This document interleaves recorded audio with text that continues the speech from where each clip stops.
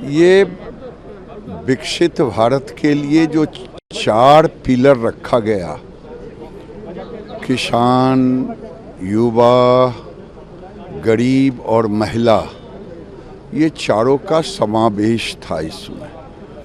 अब प्रधानमंत्री आवास में 3 करोड़ 2 करोड़ घर और स्वीकृत करना,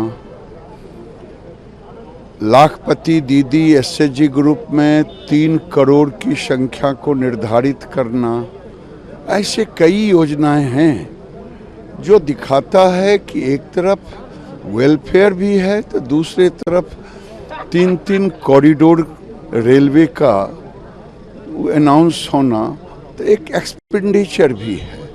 तो ये समावेशी विकास का इससे बड़ा और कुछ उदाहरण नहीं हो सकता। जनसंख्या कमेटी गठित करने की भी बात कही गई है आज के बजट में, इस पर क्या कहना? स्वाभाविक है, अब कमेटी जो गठित हुई है उसकी की चर्चा की गई है, आगे उस पर देखा जाएगा। विरोध कर रहा है, विपक्ष कह रहा है ये बजट देश के लिए नहीं है।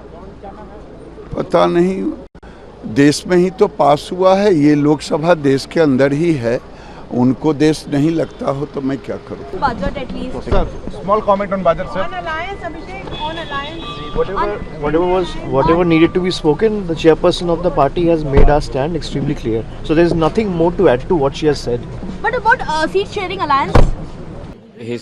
एक ऐतिहासिक बजट है जो पूर्ण रूप से परिलक्षित करता है कि प्रधानमंत्री नरेंद्र मोदी जी के नेतृत्व में जो भारत में एक नई क्रांति और परिवर्तन पिछले 1 दशक में आई है, एक विकसित भारत का लक्ष्य, एक आत्मनिर्भर भारत का लक्ष्य, एक विश्व गुरु बनने का लक्ष्य, उन तीनों लक्ष्यों के प्रति पूर्ण श्रद्धा के साथ और गति के साथ भारत बढ़ चुका है। हमारी 4 जो जात प्रधानमंत्री के मस्तिष्क में है, हमारी महिलाएं, हमारे नौजवान, हमारे गरीब, हमारे अन्नदाता, उनके पूर्ण रूप से ऊर्जावान होने के आधार पे ही भारत आगे बढ़ेगा।